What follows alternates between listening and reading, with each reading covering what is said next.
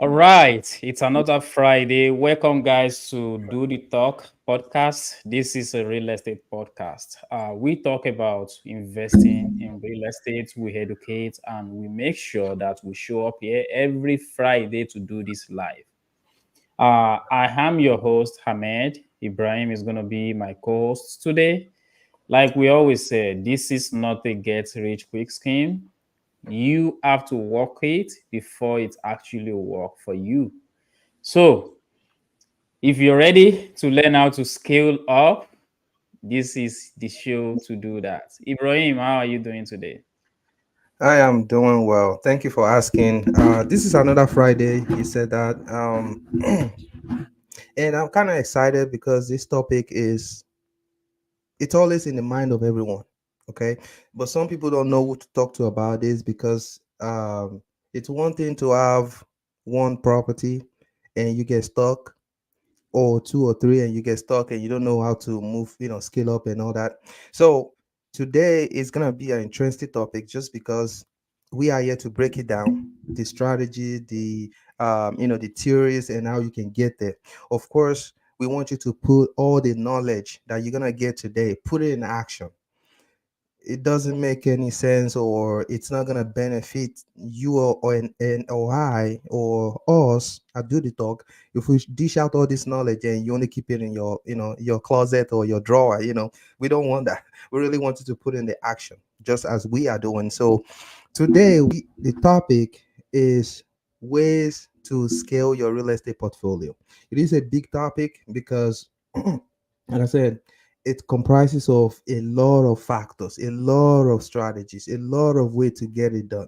And I'm so excited. We have someone here. Of course, my host is very knowledgeable about this. He's gonna break it down to us step by step on how to really scale up. So, Ahmed, we can't wait to hear from you. What do people need to do? What are the ways to scale up in real estate investment? Thank you. Yeah, Ibrahim, thank you for you know, even showing up today. It's not easy. The hardest thing to do in this world is to show up. Once you do that, the other things will follow. But back to the topic. Um, Scaling real estate portfolio is just like scaling any other businesses. All right. And what do I mean by scaling up? Scaling, it means you buy the first property and now you are thinking of buying the second one. Then everything seems daunting. You are not clear on ways to go. You are not sure on what to do, and you just get stuck on that first property. You can't move past it. This episode is for you because we are going to be discussing ways how you can get past those hurdles, how you can get past those obstacles. So, the number one thing is a lot of people get stuck when it comes to finances. I have a client of mine that he was asking me a few weeks back, like, I just buy this property. How can I buy the next one? He started thinking about it early, which is good. However, he doesn't know how. So, and he asked the right questions, but there are so this episode is going to be focused on the things that I discussed with him, and scaling is quite tough. But if you work with the people that are knowledgeable, it is easy. Number one thing that I see that people get stuck on is finance.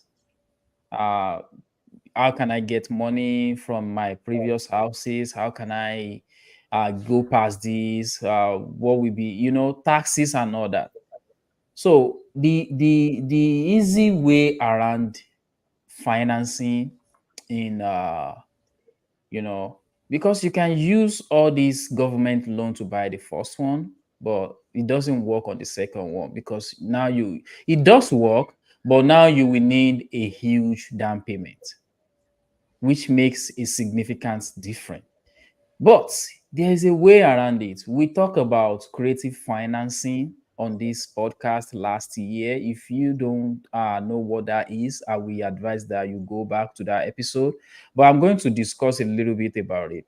Creative financing is uh, how you can buy anything, not just real estate, how you can buy anything without using the 3C. The first one is cash, your credential, and you don't need cash, credential, Credit, what's the, credit. yeah, credits. Thank you, Brian. So credit is the third one. So where you don't need those 3C. In some instances, you might need one or the other, but the idea is for you to be able to go around normal banking, be able to negotiate your way with the seller in such a way that you guys can work something out, that you don't need to go to bank to get money to finance that deal.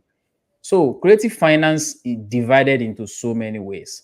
I can only mention few because of our time, just so we can move quickly. The most popular one is seller financing. You know, Ibrahim have a house. I like the house. I want to purchase it. Ibrahim wants to sell it. How can we, both of us, reach an agreement whereby it makes sense to Ibrahim and me, I don't have to go to bank to actually buy that house from Ibrahim? That is what seller financing is. So I can easily go to Ibrahim and say, Mr. Ibrahim, I want to buy your house, but what if instead of me going to the bank and get the loan to just to come and pay off your loan or to buy this house from you, how about I started making payments? I make a down payment just to commit to this. Then I started making monthly payments, weekly payments towards this loan and pay it down directly to you. And Ibrahim can decide to charge me interest. He can decide to do it interest free. That is Ibrahim's decision. But I'm using Ibrahim as a seller here. He has the power to decide if he wants to go that route or not. One good thing about creative financing is you can actually pay any price. If something is worth, excuse me, if something is worth $1 million, you can actually pay $2 million using creative financing and still be okay. Because come to think about it, if you buy a house of 200,000, by the time you pay everything off in 30 years with bank, you're going to be paying around 300,000-400,000, right? So what if I give Ibrahim 350,000 now instead of the value of the house, which is 200, and he gave me 10 years, but 10 years balloon to pay. Balloon is when I have to pay it off, right? Within that 10 years, in my own calculation, I already foretold that this house is going to be worth more than 350,000. And even if not, I'm cash flowing on that house the entire time.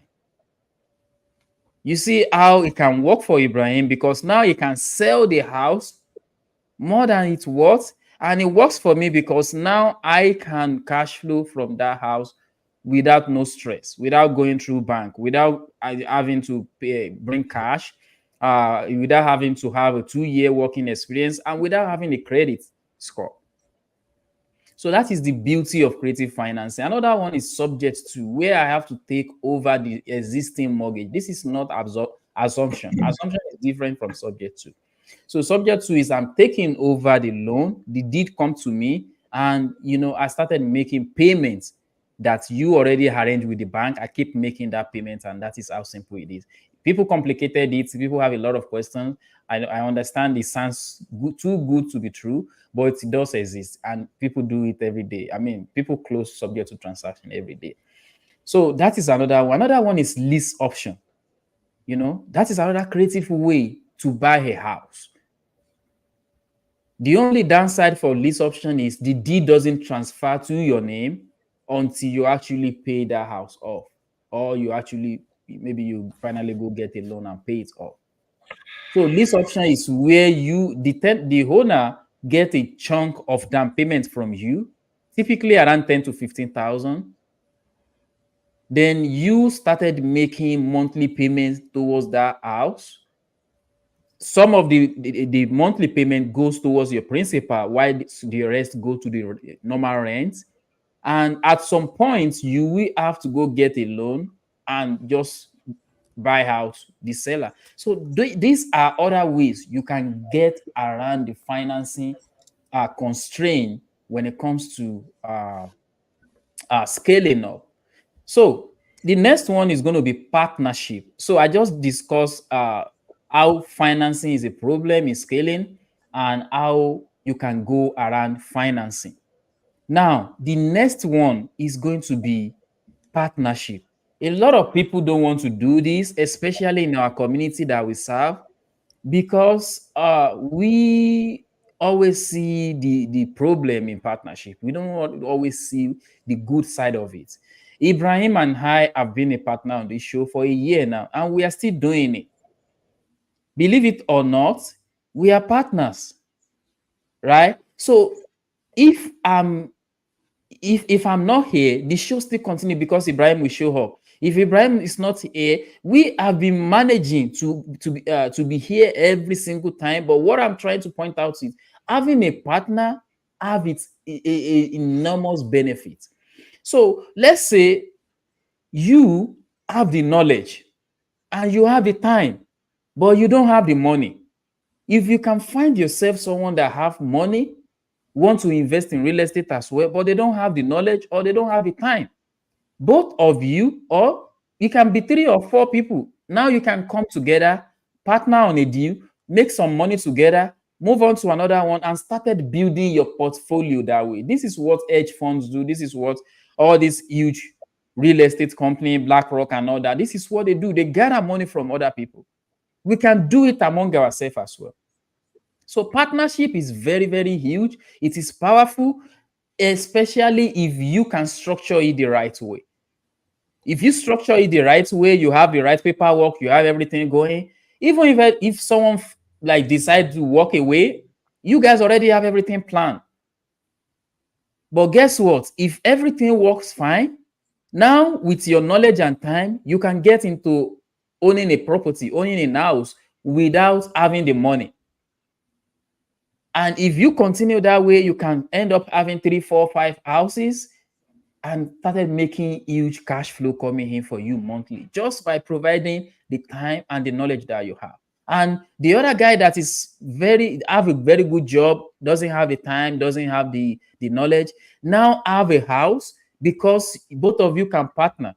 So you can scale up your portfolio by partnering with someone that have what you lack. It's as simple as that. So by finding someone that you guys share the same goal, the same drive, the same energy, you can be a build a real estate empire, real estate portfolio by doing that. So we talk about how you can get around the financing, and we've talked about partnership. The next one is upcoming market, investing in upcoming markets. This will require a lot of patience, but if you can do it, it is very rewarding. Let me explain what I mean. If you invest in an upcoming market, what I mean by market, it can be, let's take Danville for an example. Danville is an upcoming market. It is very close to Indy. It is very close to some good area like Avon, Brandsburg, Plainfield, on the west side of Indy. So it is very strategically there right now, and it still qualify for USDA. If you are looking for what I mean by USDA, you can go back and watch some of our episodes. We've explained USDA so many times. But what I'm saying is, if you can buy a house in Danville today, you can be rest assured that in the next few years, it's going to appreciate significantly, because not too many people are moving there right now, but some people are moving there. But in the next few years, all these other areas that I've mentioned that Danville is close to are going to get saturated, and people are going to be moving out and towards that area. And that will increase the value of the house that you buy 100,000 now. In the next 5, 10 years, it's going to be 3 times or 5 times more than that. And with that, now you can refinance and take that money out and keep investing and keep buying in upcoming market. That is one example. Another example of upcoming markets is finding a distressed community, a distressed area where other investors are moving in. Buy a property there, because when all of you guys, I mean the investors, when you guys all renovated the houses in that area, guess what will happen? the value of houses in that area will increase. The value of the quality of people in that area will change because it's no longer distress. It is now a really nice neighborhood to live in, and the quality of people determine what neighborhoods looks like, how safe it is, and all that. So there's so many ways you can go into upcoming markets, and there are some financing that is even available for it. Part of it is using hard money, part of it is USDA that I mentioned earlier. So this is another way you can get your feet inside the real estate and scale up your portfolio. So upcoming markets is a very good one. Another one that we always scream about on this podcast is house hacking. When you house hack, it is just you have like oh, when they always say the ceiling is the limit of what, you have no limit with house. You can keep building and building on that as much as long as you want. Because what do I mean by house hacking? House hacking is where you buy multi-unit. It can be small mortar, it can be larger mortar, and you live in one unit. If you want to use regular financing like FHA conventional, it has to be below 5 units, which is what's it called? A small multi-family, which is what is categorized for as a small multi-family. But if you know you have the breadth, the capacity to go and get into commercial financing arena, go for it. You have a good credit score, you have enough down payment, you know how to negotiate. Because when you cross that boundary to commercial real estate, you are working with service, you are working with people that know what they are doing. They've been investing in real estate for a long time. Probably by now a lot of them are not looking for cash flow again. They are well stabilized already. They already have multiple stream of income coming for them.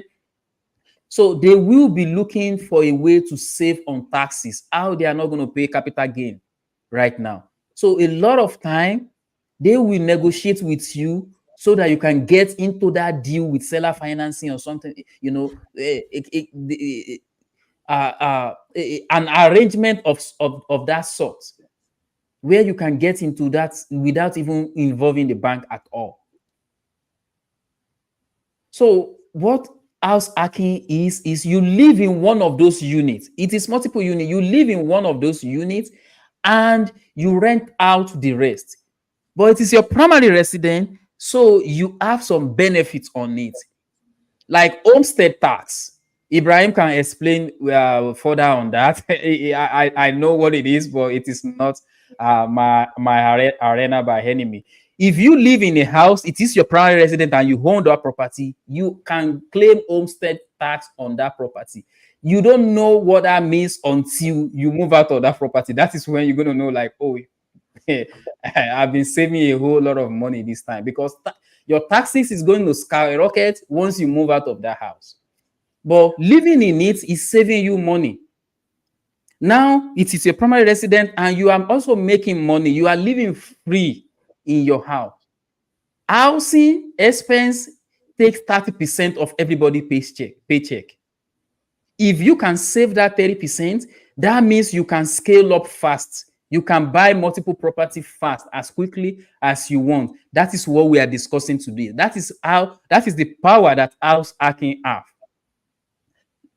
Finally, this final one is going to be on the tax side.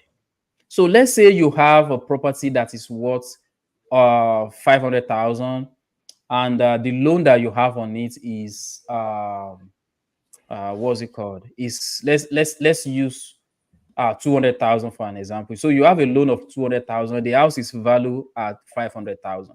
Now, this last one is called 1031 exchange. You can sell that your house of 500,000. You pay off the loan of 200,000. Now you have a gain of 300,000. Instead of you paying capital gain on that 300,000, you can use that same proceed to get into something of equal value or standard or higher. What do I mean by that? You have to buy a house that is within the range of that 500,000 that you just sold, or something that is more. With 300,000, that means you can buy a property that is worth what's it called? A property that is worth 1.5 million. Because 300,000 is going, if I'm right, Ibrahim, please correct me if I'm 300,000 is going to be 20% of 1.5 million, right? I believe so. Yes. So now you can buy a property that is worth 1.5 million with 300,000, 20% down, right? You see the power of equity. So this doesn't just happen. You must have buy that property for a long time to have such a huge equity in it. But that is what we are encouraging on Do the Talk podcast. Build wealth by real estate. Buy it, stabilize it, hold it. At some point, you can take your equity and use it to buy a bigger property. This is how the rich get rich, but the poor think about buying shoe, bag, things like that. Things that doesn't really have, because we want to look good now, but what about the future? What about, because we've seen it so many times, things have gone up, skyrocketed out of the roof. For you to be ahead of those things, you really need to plan now. What we are preaching is how to scale your portfolio, but really, real estate solve everybody's problem if you are patient enough. We always say that this is not something that will make you rich tomorrow. You have to be patient. You have to be ready. You have to be determined, because you are going to run into challenges as well. So I've discussed 5 things or 5 ways you can scale your real estate portfolio. The number one is leveraging creative financing. Number two is partnership. Number three is investing in upcoming market. Number four is house hacking. Number five is using the tax deduction called 1031 exchange, tax strategy called 1031 exchange, to buy a bigger property. Now, Ibrahim, I know this is a very dear topic to you as well. And our audience actually tuned in today. Thank you, guys. Please make sure you drop your comments. If you have any question, this is why we are doing this live. Drop it in the chat box, and we are going to actually answer your question live and direct. We could have recorded this, but we choose to do this live. Now, these are not the only strategy you can use to scale up your real estate portfolio. There are so many other ones. You just need to stay glued to real estate. The Do the Third podcast. We discuss this every Friday. This is what we do. So you need to know that we are not playing. We are not keeping all this information to ourselves. It is something we've done and we've seen the result. Ibrahim, what are the Yeah. other ways that you think? Yes, good. Go ahead. Okay, thank you. Sorry for not letting you to land before I picked it up. Sorry. So, first, I want to go back to the homestead that you mentioned because it is very important. I mean, I'm sure some of our audience already they are aware of it, but it is a big task cut. So I feel like it won't be a bad idea to go over it again, just like you advised. So homestead is like a tax break that the government gives the resident in that state or in that city. So it's homestead is everywhere in the US, so it's a way to kind of decrease the amount that you pay on taxes just because you live there, like an incentive, but when you use that property for investment, then the tax becomes commercial, like a regular tax. So it will double technically. So homestead is a big one. You want to make sure you get it if you and again, the good thing is the way they kind of systemize homestead now, where if you buy a home today, automatically the title company will file homestead for you. but they Yeah. would like you to verify it just in case. I mean, nobody is perfect. The system is not perfect, so there might be an error or anything. But they will file it for you. That way, you can get your homestead. Now, for folks that have two properties, now the homestead would drop on the other property. So that other property, the taxes will go up. For some people, they might not notice it right away just because in Indiana, we are taxed in arrears. So the tax for this year, I mean, the money they collected, I think April, around April, they collected some money we May. That was for last year. So the one we're gonna pay next year, it will be for this year. So that's how it is in Indy.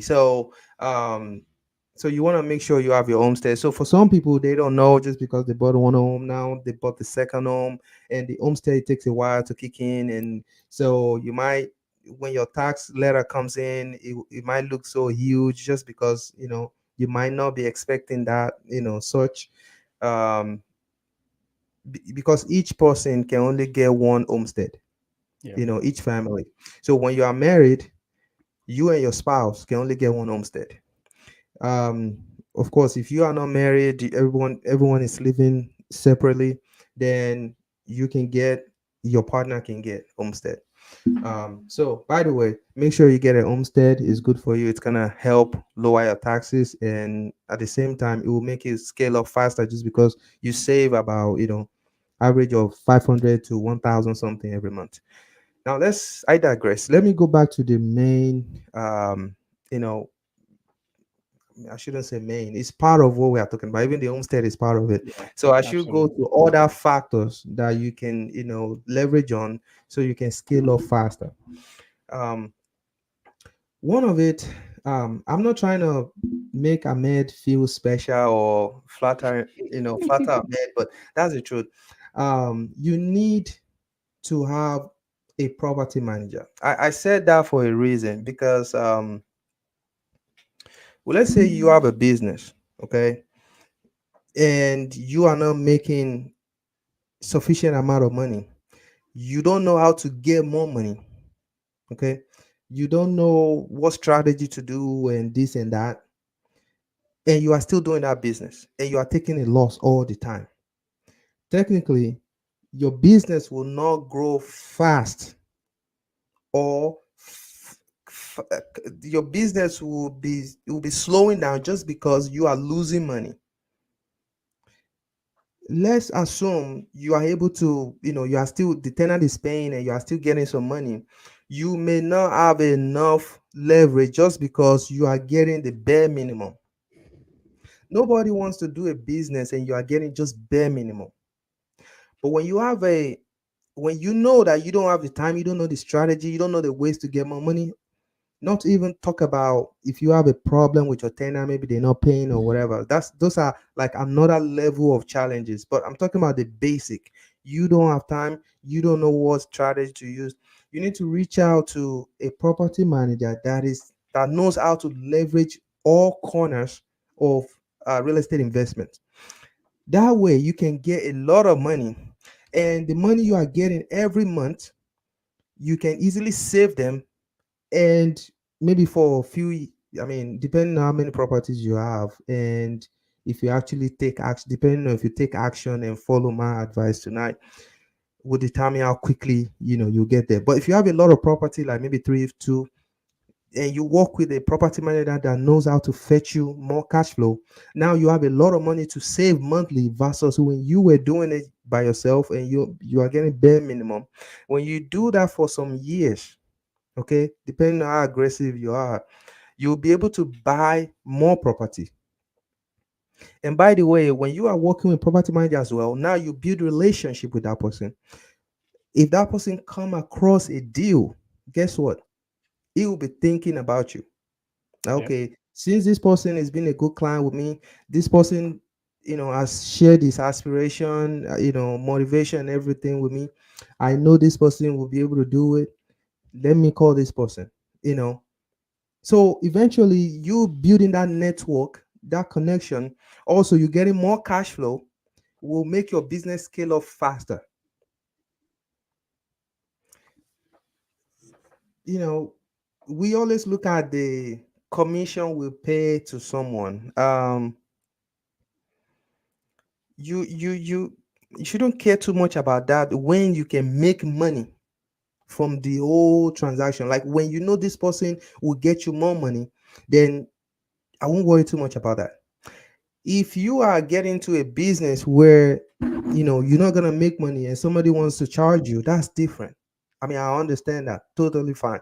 But when you are gonna make more money because you don't know how to do that strategy, or you are not, you just hearing it on YouTube or whatever, and you are not confident initiating that strategy. Now you saw someone who is ready to do that strategy and show you how you can get more cash flow. It's better you work with that person so you can get to where you are going faster. Okay. Yeah. So the second one, first one is the Homestead. I mean, already talked about it, but I kind of explain, elaborate a little bit on it. The second one is get a property manager because it will help you grow faster. Okay. Get a good one, by the way. So I can say Ahmed, confidently, I can say Ahmed will take care of you. Now, the third one I want to talk about is look at all your expenses. See what you are paying unnecessary, that you are unnecessary expenses. I should say that. For example, we pay for insurance. We pay for people cutting the grass. We pay for people. I mean, if you are doing middle term, you might have a cleaner. You might have a or if you want to renovate, you might have to call a painter. You might have to call electrician, and all those professions they are charging you, and these are expenses. Let's be clear. I'm not saying go and get a non-professional person and damage your house. That's not what I'm saying here. I'm saying that get a professional person and also try to make sure you are not overpaying for that service. You can get a professional person, but the fact that you, even if you have a one single house, the fact that you are working with a property manager, you can say, hey, this is I want to do this electrical problem, or let's say the wire is bad or socket outlet is not working. I want to do this outlet. The person charges a particular amount. You can actually tell that person, if you can fix this out from this outlet for me, I know a property manager that I can connect you with, and technically, if you work in hand with that person, you might be their preferred electrician, and for that reason I will appreciate it if you can give me some discount. What you have done is that you have let that person know that you are resourceful because you know someone that can fetch that person more deals or More more jobs. business. Yes. So you are saying just because you have one property, now you need to look for a way to make that person feel like, okay, even though it's just one job, you know how to get them more jobs. Okay, get that person more job. If you have multiple properties, you join, like, kind of combine the services. Like if you have, you know three houses have issue, kind of make them, bundle them together and leverage on that and say, okay, I'm gonna give you three deals if you can, give me some this kind of this and that. So a good and a professional person who understand a good customer service, understand the value of building a relationship, he or she will give you a discount just because that person sees that you are trying to grow and you are trying to negotiate as much as possible so you can have more money in your pocket. Of course that Mhm. person wants money as well, but professionals, people that understand the value of relationship will try to work with you just because, hey, they also want consistent, Yeah. recurrent job. Yeah. Okay. So don't be scared to negotiate, don't be scared to explain your situation. Okay. And worst case scenario, I mean, not everybody will accept that. The person will go and you look for another professional. There are tons of professionals out there. You just have to know where to go. Yeah. And this scenario I'm painting right now, I'm painting the scenario of you approaching that person yourself. How about this? If you cannot do it, use your property manager to let that property manager help you navigate and get someone to help you fix that issue for less. Moreover, that I mean, that person has more knowledge than you anyway, like in that field, just because that's what he does. He knows how to get things done just because he has multiple property that he's managing. Him himself probably is also an investor. So you want to tap into people's knowledge. You want to benefit from your circle. You cannot, nobody will get rich independently, like without working with other people. Yeah. It's not possible. You have to really get close to people. Try to, you know, as you're providing value to them, try to receive value from them. Okay. And people will not have problem returning value to you if you give them value. Yeah. Some of the issue or um, some of the complaint or the unfair treatment that we people talk about around is that many people wants to receive value, but they are not ready to give out value. That is the unfair part of it. But if you are willing to give out value, people will see it and they would like to reciprocate. It's a normal human response. Okay. So there's nothing like, something for nothing. You definitely have to give out something to get something back. And it can be as little, and we are not even talking about money here. It can be as little as, oh, I know somebody that can help you do this. I know someone that can, guide you. Just for example, do the top podcast to your friends, your family, your cousin, your neighbor, your co-worker. That's one value alone because you are technically passing the channel where they can get real estate knowledge, where they can be, independent in investing in real estate, where they can see how they can practically put in action of whatever they've learned. I mean, I said that earlier. It's not about just learning. You have to get into work, you know. And every Friday we always hammer hammer on this. Put in the work, you're gonna be financially independent. Put in the work, you will be financially successful.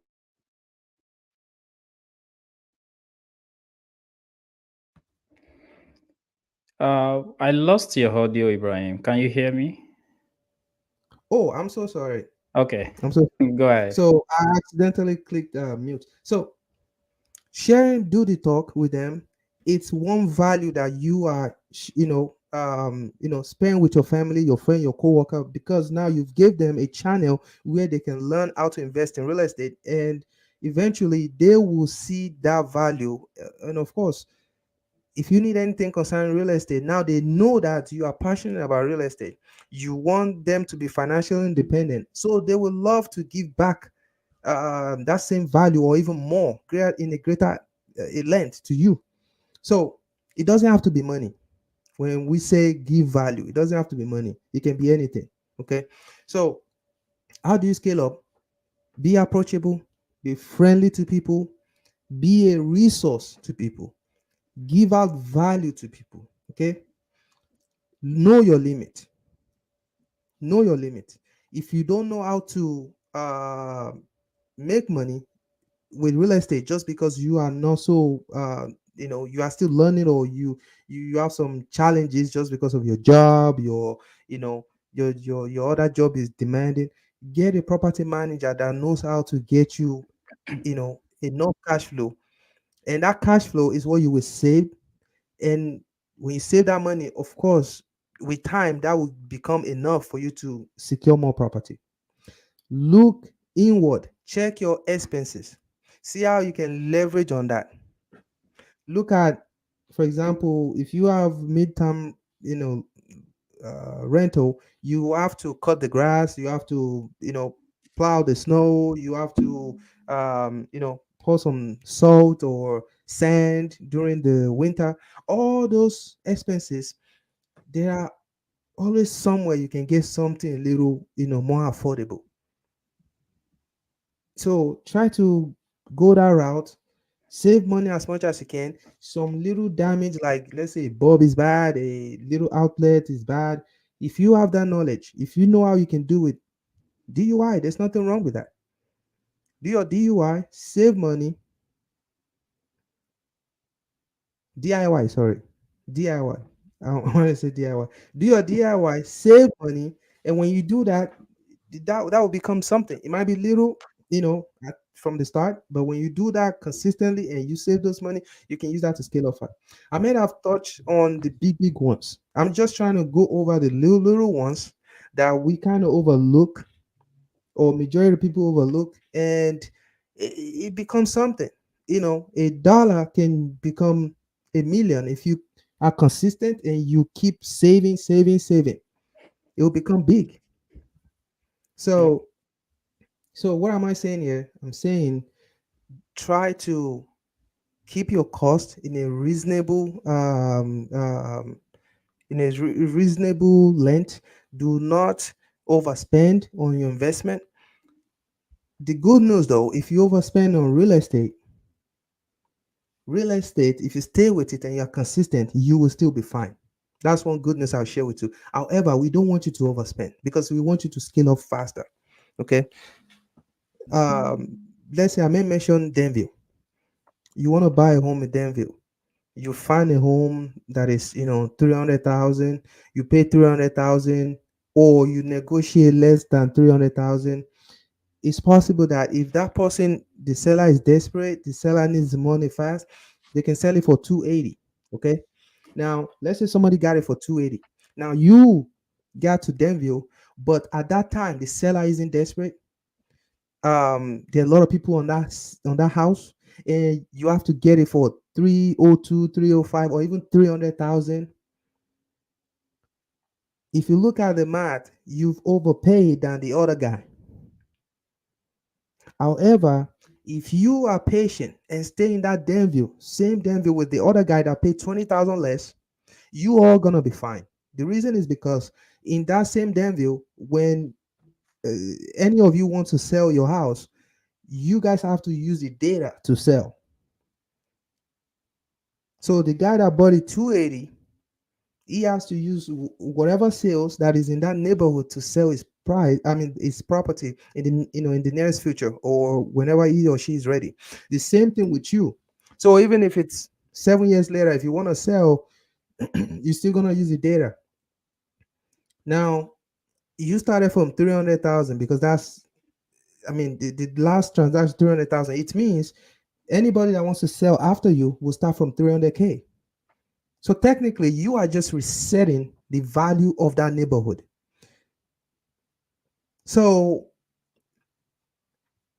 it's not really a loss. It's just that you pay a little more than what you pay more, but it's not really, that's not considered a loss, because when the fact that when you want to sell your property, you're not gonna sell it for 280. No, you start from that same 300,000, and whatever the sales, in that neighborhood, that's where you go. So what am I getting to? I'm saying with real estate, if the situation calls for it, if that's what it is in that area, you do your numbers, your number is working, you are able to make money in that area, it is okay to pay the exact price. If you are not able to negotiate the price down, it is okay to pay the exact price. In fact, it is okay to pay a little more than the listing price if that's the situation. So real estate is great because it's tangible, it's always reliable in most cases. Okay. So and don't be afraid to ask questions, get to know people, try to see how you can get better and better in your investment. And of course, when you associate yourself with people that are knowledgeable, you will get that information that you are striving to get. Ahmed, um this is a kind of topic that people have to really put in the action, and try to see, oh, how can I, for example, the insurance. I was told that after like 3 years, or in some cases 2 years, it's good to shop around and see if there's any insurance out there that is cheaper. Okay, but you know that sometimes we are just busy and nobody wants to be calling around and all that. I kind of have an answer to that, but I don't know if you are okay to really mention that. But this is what I think the answer to that is: to get a property manager, someone that can do that for you. Because if you don't have the time to do that, someone that can be like your second high out there, making sure your investment is okay. So, Ahmed, am I correct, or do you think there's another angle that people might, you know, maybe I'm over emphasizing on property management? Because I feel like property, when you have something, the way you manage it, it matters a lot. So go ahead. Yeah, thank you, Ibrahim, for sharing all the knowledge. So property manager, people kind of don't know what it is.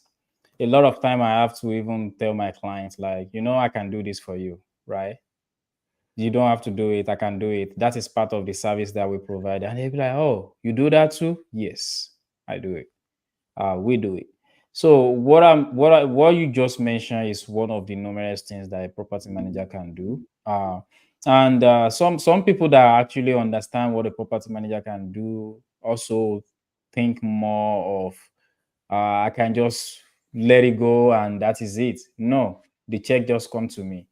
No. So there are some other things that the owner will have to be involved in. Let's say I want to make a rehab in your house. Before I spend your money, I want to let you know because I don't want to make that rehab and you come back and you started questioning. Of course, it must be something that is obvious that we have to fix.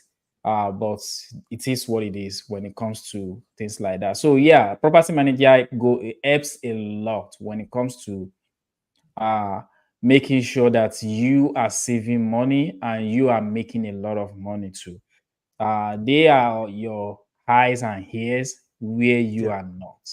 They take care of a lot of things that you have no clue about. But that is why they are there. That is why, so that you can focus on something that matters. So focus on finding deals. So that you can focus on making sure that your investment is growing. You are not just stagnant, right? You are the brain. You are strategizing. When you finish all the planning and you already make the investment, that is where property manager come. It's just like financial advice or financial counselor, people that help you manage your money. So they do basically the same thing. When they see good thing happening out there, they call you to it, right? So that is what property manager do as well. But one final point before we started answering the question, we kind of have a couple of questions in the chat today, which is a Yeah. good thing. Thank you guys for dropping it. Uh, Yeah. this really relates directly to the topic of today, which is how to scale up your real estate portfolio. Talk about what you want. You want 10 houses? Talk about it. Be open about it. Even if you don't have a solid plan or how to get to that point now, start talking about it because you don't know. If Ibrahim drove by a 4 unit apartment that they want to sell today, I don't know. If I don't say I want to buy 4 units, Ibrahim will not probably think about telling me, oh, I drove past a property today.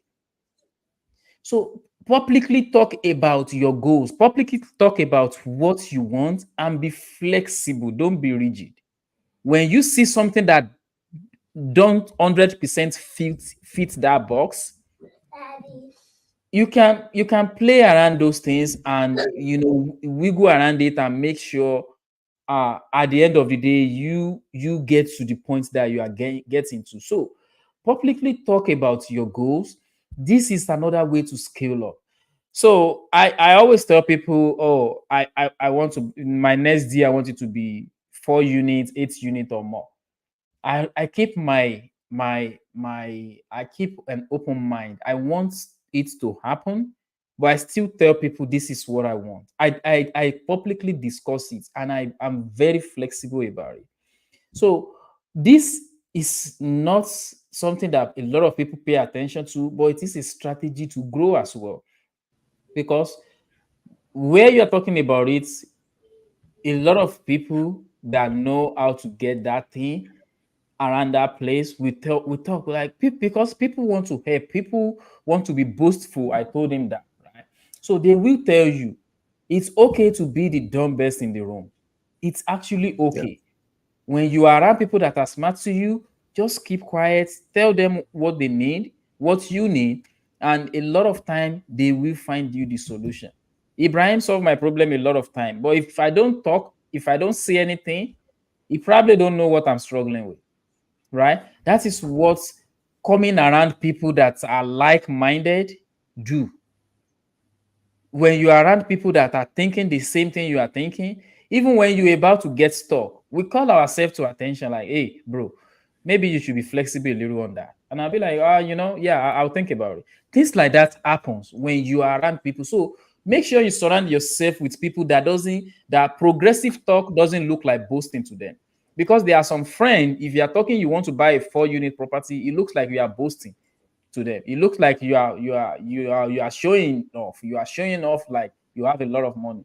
But for a progressive mind, they know that is a challenge for you. What will comes to their brain is how they can help you solve that problem. So you want to keep a progressive mind around you, and when they see opportunity, they will be calling you anytime because you've talked about it around them. So Ibrahim, let's go quickly to the questions real Yeah. quick. So Donald, I have a lot of questions for us tonight. Yeah, I can. I texted her, I can answer one of it. So Okay. he mentioned, when you after doing a reno, can you reach out to the insurance company to lower the, of course, the insurance coverage, like the payment. So my Yeah. answer to that is I'm not sure that will help, because the insurance, when you, let's say a house is is dilapidated and is distressed, the value of that house is very low. Okay, so most of the time they won't even cover that house. But let's say they cover that house, they really go with the value of that house. Most of the time it's going to be low value. Okay, and when it's low value, the payment is probably going to be cheaper. But when you renovate the house and you now do an appraiser that shows that this house has more value, now they want you to pay more because they cannot cover a house that the value was 150. Now that is 250, they cannot cover it the same price. What I think will help is to show a proof that you have fixed all the problems or the major problem in that house. For example, you have a proof of you repair the furnace, you have a proof of you repair the water heater, you have a proof of you change the roof, or you change the drywall, or this or that. All those proof, send it to the insurance company. But you are not sending it to them to get money from them. You are just sending it to them for them to know that, hey, I fixed all the mechanicals and everything. Now your insurance may go down because now the way they look at your house before, it's more stable. That's how they look at it. So you might get discount on that just because, or if there's a sprinkler, like a fire service sprinkler in front of your Mm-hmm. house and everything. But when you are Security trying, system. yes, but when you are trying to use a value of the house, the higher the value, the more you pay on insurance, because they have to cover that coverage of that price if anything happens. So that's why all these new, all these big houses, their insurance is different. It's more expensive than the smaller house. And I'm talking almost, it's not the same thing, but with experience, but it's closer because mine, it's not like fix out up, it's not like it's dead, fix out part, but the smallest house that I own, the insurance is cheaper than other ones. One of it I'm paying just 570. And this is a not regular insurance. This is a landlord insurance. I'm just paying 570. But I have some that I'm paying nine something. Why? Because, excuse me, those have more value than this one, you know. So I don't know if that answers his question, but that is what I believe the insurance. I mean, there are other factors like, you know, the area, the is there security system, is there how old is the property, um, different kind of factors. Some people, in fact, some people are saying your race also count. I don't know about that, but different kind of factors, will determine how much is the you pay every month. All right, so let's go to the next question. I'm going to take this one too. It's also from Donald. Donald bombarded us with a lot of questions. So he That's said, fine. on subject two, do I keep the interest rate, and when is my name put? We get put on the deal. So the day you are closing, that is when you get your name on the deed. Subject to give you the house. So there's two different things that makes a transaction: the deed and the loan. They are two separate things. I always tell people they mix it up. They think the loan is directly related with the house. It is directly related with the house. I don't know how to explain this. Hopefully, you guys get it.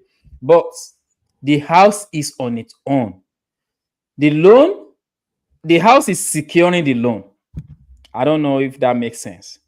Mhm. So the house is securing the loan, just like a husband can can be the only person that qualify for a loan, but on the deed, which shows who owns the house, the name of the husband and the wife might be on there. So the deed prove who owns the house. The loan, the loan shows who qualify to for the house to be the to belongs to the person that is on the deed. I'm not sure if that is clear. I can help here. So the loan is showing that this person is the person that takes the credit, that owns that property in the bank side of it, the banking side of Yes. it. Now Yeah. the title, it's really saying this person owned this house in the government side of it. So it's two different Yeah. things. The banking separate, Yeah. even though some loan is associated with the government like FHA because they insure the loan. However, it's still separate because deed is saying this person registered this house on their name with the city Yeah. in that state. Yeah. Yeah. Which one has more power? They both have power. But here's the thing: someone who's on the loan, if you ask me, it's not as it's the same thing. But I would prefer to be on title than I was I, waiting for where you're going to you're going to end that. yeah, I'll prefer to be on title than being on the loan. Yes, that Okay. the title take precedence. Put me on the title and put yourself on the loan. I'm good. All right. The I think it's a two-part question. The first question is, am I keeping the rate? Yes. So Oh, subject to you are taking the already packaged loan, you are taking over that loan. So the interest rates stay the same. Every agreement on that side stay the same. Everything stay the same. Only thing that is changing is the deed. The loan side, nothing happen. In fact, the bank doesn't have to know that you are transferring. They don't need to know. The only thing that needs to change is the government side, like Ibrahim explained. So let's move quickly because we are coming up on our time. Ibrahim, I'm going to let you take this one. Would you recommend new build in Danvi as an investment property or an existing home, focusing on our Hindi market? Thank you. so it's kind of tricky because it depends on what you are trying to do with that property. Because we always advise here that you want some cash flow, especially when you want to scale faster. If let's say you don't need that cash flow, you just want equity, then you can buy a new build without even thinking about it twice. As long as you are able to lease it out, then you are good. But if you also want cash flow and you want that equity as well, you have to make sure that area is good for it. So let's assume you want to do midterm leasing in Denver.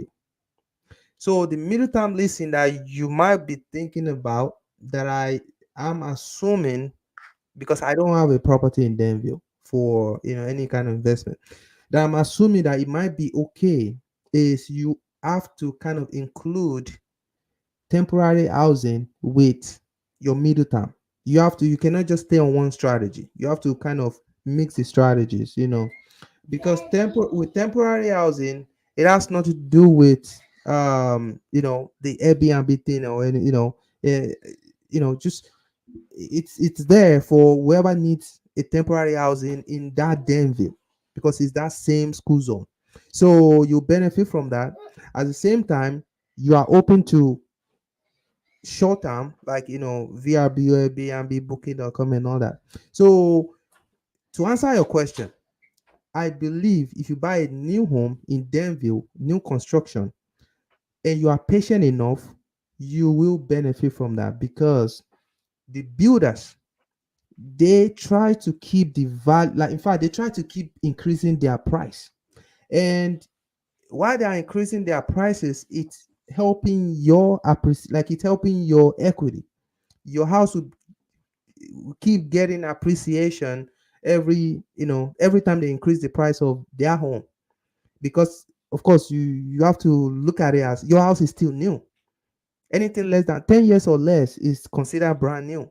So you're gonna benefit from all those equity. The fact that they are, I look at them as they are greedy. They just want to keep that high price, even though the interest rate is high. They will rather give you money to buy down the rate down than lowering the price of the house.